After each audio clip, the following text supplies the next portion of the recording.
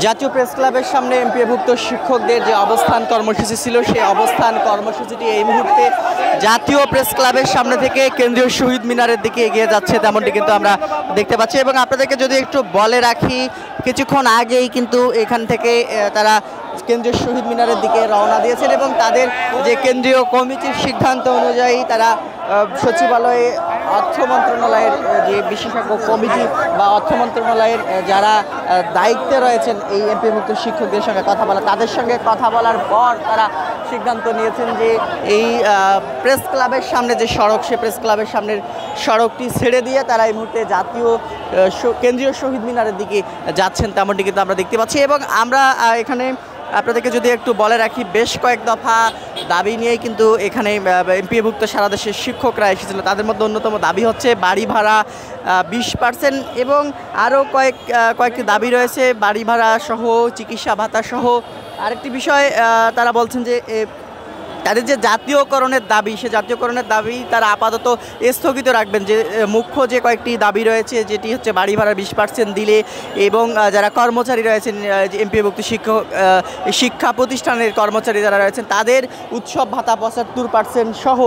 বেশ কয়েকটি যে দাবি রয়েছে, সে বেশ কয়েকটি দাবি মেনে নিলে তারা আপাতত হচ্ছে যে তাদের অন্যতম আরেকটি দাবি ছিল জাতীয়করণ, সে জাতীয়করণের দিকে আপাতত এই দাবিটি নিয়ে তারা মাঠে নামবেন না বা মাঠে থাকবেন না, এখান থেকে তারা সরাসরি শিক্ষা প্রতিষ্ঠানে চলে যাবেন, তেমনটি কিন্তু বলছিলেন তারা। এবং আপনাদেরকে দেখাচ্ছিলাম এই মুহূর্তে জাতীয় প্রেস ক্লাবের সামনে থেকে তারা শহীদ মিনারের দিকে বিক্ষোভ মিছিল নিয়ে শহীদ মিনারের দিকে যাচ্ছেন, এগিয়ে যাচ্ছেন এবং তারা সেখানেই অবস্থান কর্মসূচি পালন করবেন। তবে এখনও আমরা দেখছি যে বিক্ষিপ্তভাবে এখনও এখানে জাতীয় প্রেস ক্লাবের সামনে শিক্ষকদের একাংশ এখানে রয়েছে এবং একাংশ কিন্তু কেন্দ্রীয় শহীদ মিনারের দিকে